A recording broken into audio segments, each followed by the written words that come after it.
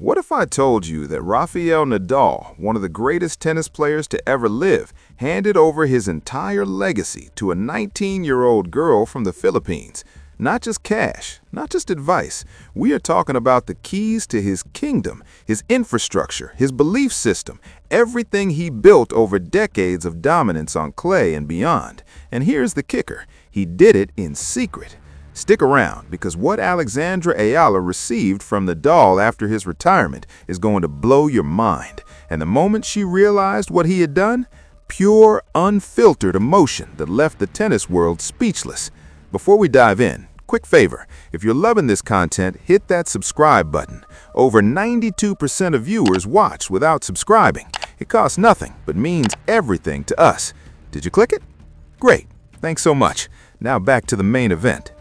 Picture this, Manacor, Spain, the Rafa Nadal Academy. It is December 2024, and the tennis world is still reeling from Nadal's retirement just weeks earlier.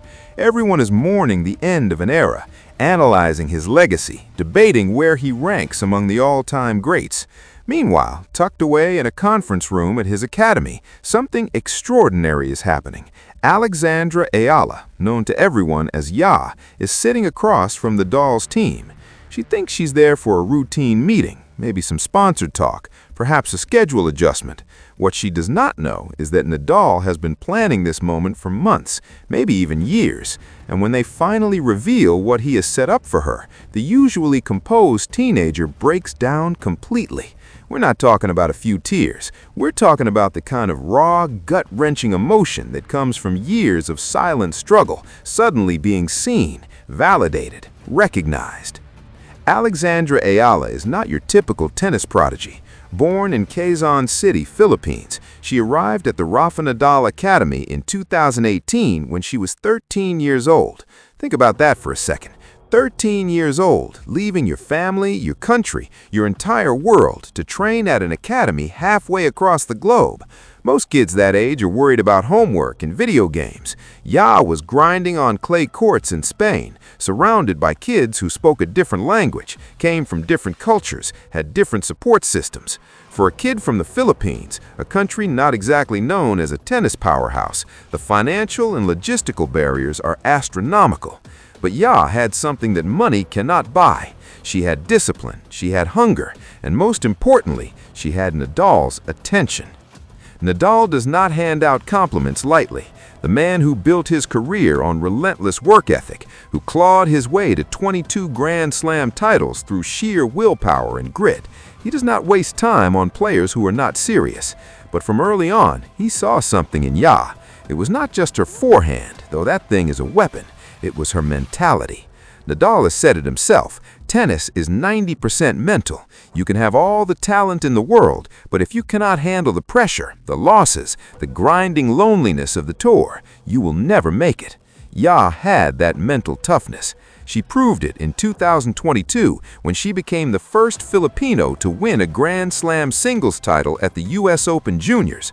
Think about the weight of that, carrying the hopes of an entire nation, and she delivered. But junior success does not always translate to the professional tour. The gap between juniors and professionals is massive, and that's where Nadal stepped in, not as a coach, not as a sponsor, but as something deeper, a mentor, a spiritual guide. Fast forward to late 2024, Nadal retires, the tennis world mourns, but behind the scenes, Nadal is not done. He calls a meeting with his team, his business advisors, his academy directors, and he tells them something that shocks even his closest confidants. He wants to create a pathway for Ya, not just any pathway. He wants to give her access to everything he has built, the training facilities, the coaching staff, the sports psychologists, the nutritionists, the physios, the connections with sponsors, tournament directors, federations, everything. And he wants it done quietly. No press releases, no fanfare, no publicity stunts, just a simple gesture from one champion to a future champion.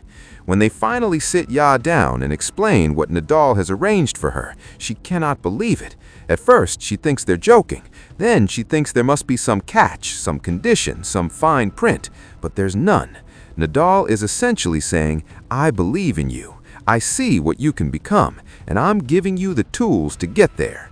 That's when the tears come. Not tears of joy exactly, tears of relief, tears of validation, tears from a kid who has spent years fighting uphill battles, wondering if she belongs, wondering if the sacrifices are worth it, wondering if anyone truly sees her. And suddenly, the greatest clay court player in history is telling her, I see you, I believe in you, you are the one. But here's what makes this story even more powerful. This is not just about tennis. This is about representation. This is about a young woman from Southeast Asia, a region often overlooked in the tennis world, being handed the keys to a European powerhouse academy. This is about Nadal, a white Spanish man at the top of his sport, recognizing that greatness has no borders, no skin color, no zip code. It's about legacy. And not the kind of legacy that gets etched on trophies or written in record books, the kind that lives on through the people you lift up, the kind that says, I did my part, now it's your turn. And she understands the weight of that. She understands that this is not just about her anymore. This is about every kid in the Philippines watching her, dreaming that maybe they can do it too. This is about every underrepresented athlete who has been told they don't belong, they're not good enough, they should go back to where they came from. This is about proving that if you work hard enough, if you believe deeply enough, if you find the right people to believe in you, anything is possible. The internet, of course, went absolutely wild when word finally got out. Twitter exploded faster than the doll's forehand down the line. One user posted, Nadal just handed his entire playbook and said, go be great. That's legacy. Another quipped, imagine being 19 and Rafa Nadal basically adopts you as his tennis daughter. The memes came next. One showed Nadal handing a literal key with the caption, here's the key to 22 Grand Slams. Good luck. But beneath the jokes and the viral posts, there was something deeper.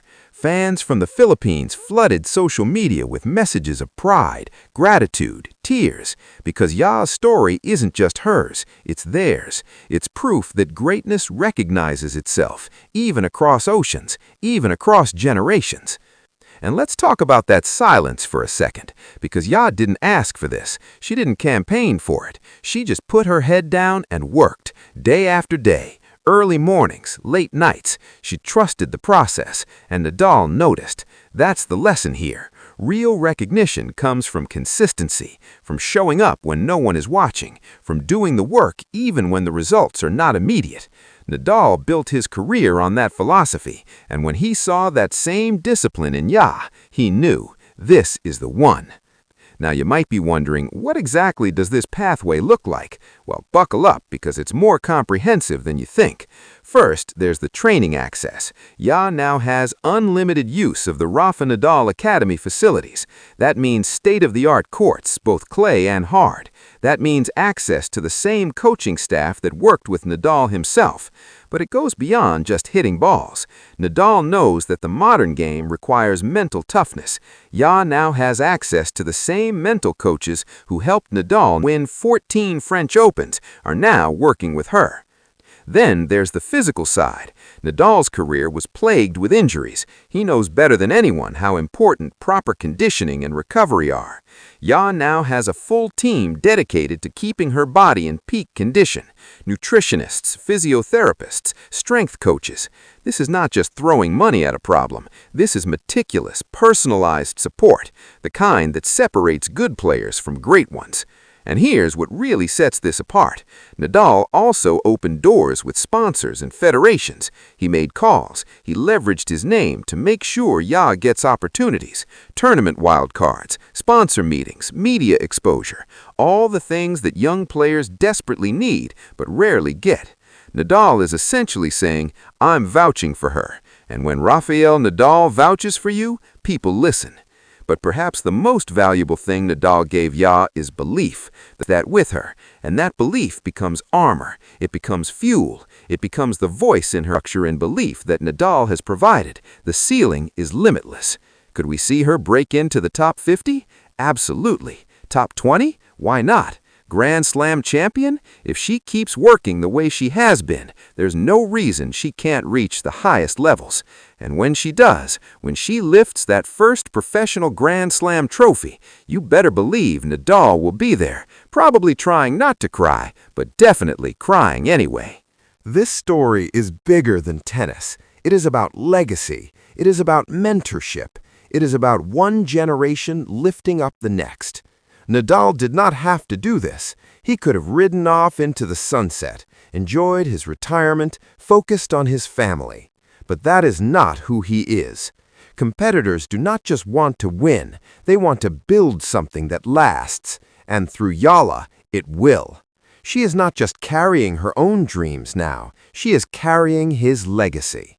So the next time you see Alexandra Eala on your screen, remember this moment. Remember the secret meeting in Manacor. Remember the tears.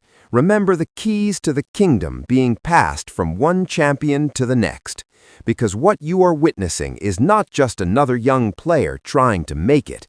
You are witnessing history. You are witnessing the birth of something special. And it all started with one man who saw potential where others saw obstacles. Rafael Nadal did not just retire from tennis, he invested in its future. And that future has a name: Alexandra Eala.